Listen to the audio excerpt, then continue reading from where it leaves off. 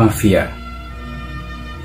Kata mafia selalu diasosiasikan dengan film-film yang berkaitan dengan penguasaan wilayah, penguasaan bisnis, khususnya bisnis-bisnis ilegal, seperti misalnya minuman keras tanpa izin, narkotika, penyelundupan, dan berbagai bisnis ilegal lainnya.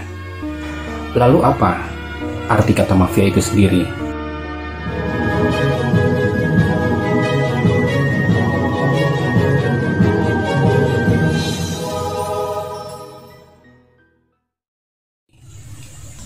Pada abad ke-13 pun sudah ada kegiatan yang bersifat mafia, karena pada saat itu di Italia ada sekelompok perlawanan atas agresi Perancis yang berjuang dengan semboyan Morte alla Francia Italia Anela, yang arti harfiahnya adalah mati oleh Perancis, merupakan tangisan Italia. Akhirnya kata tersebut disingkat menjadi mafia. Kemudian mafia berkembang hingga pada sekitar abad 19. Mafia dikenal sebagai sekelompok pemeras yang dikuasai oleh seorang tuan tanah untuk menindas para petani dan masyarakat yang ada di sekitarnya. Dan tidak itu saja, kelompok itu pun memeras tuan tanah yang lain, sehingga gerakan mafia itu sifatnya menjadi kriminal. Namun seiring perjalanan zaman, pernyataan bahwa mafia itu adalah kelompok kriminal itu ditentang oleh kelompok mafia sendiri di Amerika, bahwa mafia itu adalah sebuah gerakan yang menentang atas agresi Prancis terhadap rakyat Sisilia, sehingga rakyat Sisilia melakukan gerakan untuk melawan Perancis yang disebut mafia. Pergerakan mafia khususnya di Amerika dan akhirnya juga mendunia mencapai puncaknya pada pertengahan abad ke-19 dengan gencarnya FBI melakukan penyelidikan dan melakukan pendekatan kepada kelompok-kelompok mafia dalam rangka untuk mengurangi atau meredam kekuatan mafia yang tidak terkendali di era 70 hingga 80-an.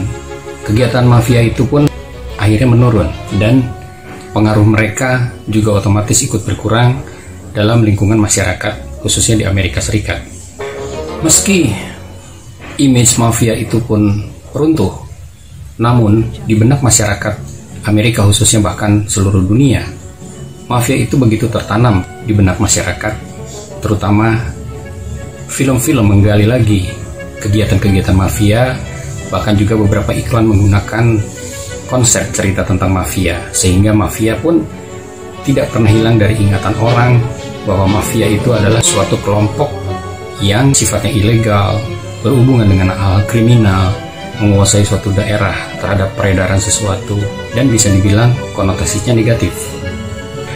Seorang mantan pimpinan mafia yang bernama Joe Bonanno menulis sebuah buku autobiografi yang berjudul A Man of Honor. Di situ ia mengatakan bahwa kata mafia itu berasal dari kata mafia yang diambil dari jeritan seorang ibu yang anak gadisnya diperkosa oleh tentara Perancis sambil berteriak-teriak, "Mafia, mafia," yang artinya putriku, putriku. Namun pada kenyataannya, kata mafia sendiri sekarang sudah digunakan sebagai sebuah kekuatan yang terorganisir, tentunya yang bersifat negatif. Di era tahun 20-an juga terkenal sekelompok mafia yang bernama Cosa Nostra, yang dikenal sangat sadis, kejam, dan menguasai berbagai wilayah kriminalitas yang ada di Amerika. Tepatnya di Chicago, New York, dan beberapa kota lain, yang juga mereka juga berprofesi sebagai tukang pukul, tukang tagih. Intinya kegiatan-kegiatan yang sifatnya keras, dan mereka pun menguasai perdagangan minuman keras. Karena tahun 20-an di Amerika pernah terjadi pelarangan alkohol. Namun minuman ini tetap beredar di bawah kendali Cosa Nostra. Menurut sumber FBI, sebetulnya jaringan kriminal di Amerika dengan klan mafia di Sisilia tidak ada hubungan, karena basis pergerakan mereka adalah di bisnis narkotika. Heroin tetap menjadi bisnis inti mereka. Cosa Nostra tidak saja bergerak di bidang bisnis ilegal, tapi mereka pun masuk ke dalam sistem politik, pemerintahan, aparat, sehingga kerja mereka rapi dan ada yang melindungi di atas sehingga bisnis mereka aman. Kemudian Cosa Nostra dan 3 kelompok besar lainnya seperti Camorra, 'Ndrangheta, dan Sacra Corona Unita memiliki sekitar 25.000 anggota dengan 250.000 orang yang terkait di dalam sistem mafia tersebut. Saking besarnya kekuatan Cosa Nostra, mereka pun pernah berperang melawan Italia di bawah kekuasaan godfather mereka, Salvatore Totorina. Pada bulan Mei 1992, anak buah Rina meledakkan sebuah bom yang membunuh jaksa Giovanni Falcone bersama istri dan anaknya, termasuk ketiga pengawalnya, di pinggiran kota Palermo. Selang 2 bulan, mereka membunuh pengganti Falcone, yaitu Paolo Borsellino bersama 5 orang pengawalnya, dengan metode sebuah bom mobil. Akhirnya, Rina sang godfather meninggal pada usia 87 tahun di penjara ketika menghabiskan masa tahanan 26 tahun pada vonis hukuman seumur hidupnya. Namun Cosa Nostra tetap mencengkram beberapa proyek-proyek strategis pemerintah yang salah satunya pernah dibongkar oleh BBC Inggris, yaitu ladang-ladang kincir angin yang juga ingin dikuasai oleh Cosa Nostra. Tapi di Sisilia ada juga kelompok yang anti mafia, yaitu Liberaterra. Mereka membangun bisnis-bisnis yang lebih sehat dibanding Cosa Nostra, seperti hotel, keuangan, yang pada awalnya memang dihabisi oleh Cosa Nostra. Menurut seorang pakar mafia yang berasal dari University Oxford, yaitu Profesor Federico Varese, ia mengatakan bahwa Cosa Nostra sekarang masih memeras pizzo dari berbagai tempat penampungan migran yang didanai oleh pemerintah di Sisilia. Tapi beberapa kelompok migran pun bersaing dengan mafia, misalnya di bidang prostitusi lokal. Polisi Italia juga membuat mafia itu terdesak dan merasa tertekan oleh kehadiran polisi. Itu menurut sumber dari Profesor Varese. Tidak berbeda dengan kelompok lain, yaitu mafia Camorra yang berasal dari Napoli. Bisnis utama mereka tetap adalah drugs atau narkotika. Bahkan mereka melakukan kekejaman-kekejaman secara brutal dibanding mafia yang lain. Mereka juga memeras bisnis-bisnis besar yang ada di wilayah tersebut. Bahkan mereka memeras pabrik-pabrik Cina yang membuat produk-produk bajakan untuk dijual ke pasar internasional. Kebrutalan Camorra pernah dibuat buku oleh seorang reporter yang bernama Roberto Salviano. Buku tersebut dilansir tahun 2006 dengan judul Gomorra dan menjadi bestseller. Salviano pernah diwawancara oleh TV BBS dan berkata bahwa Camorra dan 'Ndrangheta tidak terlalu serumit Cosa Nostra karena mereka lebih simpel dan pemimpinnya pun lebih muda. Bahkan mereka turun tangan sendiri untuk menangani masalah-masalah di lapangan. Meskipun kejahatan mereka khususnya di bidang narkoba atau drugs melebar sampai ke Spanyol, namun wilayah kekuasaan mereka dan basis mereka itu tetap berada di pinggiran Napoli yang termasuk daerah kumuh seperti Scampia dan Secondigliano. Kekejaman orang-orang Camorra semakin meresahkan masyarakat di sekitarnya karena mereka sering melakukan kekerasan. Bahkan terjadi peristiwa besar ketika mereka melakukan kekerasan kepada seorang jurnalis, dan itu menghebohkan. Mereka juga melibatkan keluarga, khususnya kaum perempuan, untuk menjadi akuntan dan hal-hal yang berkaitan dengan masalah keuangan, seperti membayar gaji para anggota dan pembayaran-pembayaran lainnya. Lain lagi dengan 'Ndrangheta, yaitu mafia yang berasal dari Calabria. Calabria adalah sebuah kota kecil yang terletak di paling selatan Italia, dekat Sisilia. Pada awalnya, 'Ndrangheta merupakan cabang dari Cosa Nostra. Kata 'Ndrangheta sendiri diambil dari kata berbahasa Yunani Andragatia, yang berarti keberanian atau kesetiaan.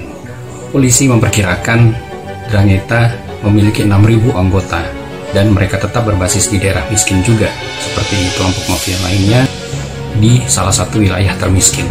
Bahkan mereka berbasis di salah satu wilayah termiskin. Kelompok ini mengkhususkan diri pada bisnis kokain. Dan menurut Profesor Varese, mereka mempunyai hubungan langsung dengan Amerika Selatan, tepatnya di Meksiko dan Kolombia. Pernah terjadi sebuah peristiwa besar ketika Ndrangheta ini membuat sebuah kebrutalan, kesadisan terhadap 6 pria Italia di kota Duisburg, Jerman pada tahun 2007. Mereka ditembak mati dan jasadnya ditinggal di kendaraan. Dan yang cukup fenomenal, Ndrangheta dituduh menyelewengkan dana negara yang ditujukan kepada para migran miskin di Calabria. Satu lagi kelompok mafia terkecil, yaitu Sacra Corona Unita. Sindikat ini merupakan sindikat terkecil dari kelompok mafia yang ada di Italia dan berbasis di Puglia, kota kecil di tenggara Italia. FBI menyebutkan bahwa anggota ini hanya berjumlah sekitar 2.000 orang. Mereka mengkhususkan diri pada bisnis ilegal seperti penyelundupan rokok, senjata, narkoba, dan manusia. Puglia adalah daerah yang memiliki kekuatan pada jalur alam untuk melakukan penyelundupan karena tepatnya berada di dekat Semenanjung Balkan, dan diduga mereka juga mempunyai hubungan erat dengan jaringan kriminalitas di Eropa Timur. Hingga saat ini, ikon mafia yang terkenal adalah Al Capone. Tapi, secara track, Luciano dianggap lebih hebat daripada Al Capone. Pertanyaannya, apakah kegiatan mafia ini masih ada? Dan apakah di Indonesia juga ada kegiatan mafia? Secara mudahnya, tentunya kita bisa mengambil istilah mafia itu sebagai kegiatan terorganisir yang sifatnya tertutup dan melampaui aturan yang sudah dibentuk atau dibuat oleh pemerintah, sehingga di dalamnya terdapat kekuatan karena menyangkut terhadap pembuat keputusan, pelaksanaannya dari hulu sampai ke hilir. Belum tentu memang itu sifatnya kriminal. Seperti di kita sering mendengar istilah ada mafia batubara, ada mafia anggaran, ada mafia tender, bahkan ada mafia kedokteran dan mafia pendidikan. Ya, kita mungkin bisa menyimpulkan apa yang terjadi dalam fenomena tersebut. Tentunya sebagai masyarakat yang berakal dan berbudi, kita sebaiknya menjauhi kegiatan tersebut, karena apapun bentuknya, kegiatan itu melanggar hukum. Dan kita pun sudah banyak melihat contoh bagaimana kegiatan-kegiatan tertutup yang dilakukan dengan melawan atau di luar peraturan dan prosedur yang berlaku. Sudah banyak bukti orang yang ditangkap oleh KPK. Sudah banyak orang-orang yang akhirnya terciduk dalam operasi tangkap tangan. Kita harus melihat dari perjalanan waktu dan melihat dari sejarah yang telah berjalan, serta menghindari hal-hal yang buruk yang sekiranya akan merugikan diri kita sendiri dan lingkungan kita, khususnya bangsa dan negara kita. Jangan pernah meninggalkan sejarah. Dengan melindungi masa lalu, menyelamatkan masa depan. Saya Ruli Rahadian. Sampai bertemu di kisah yang lain.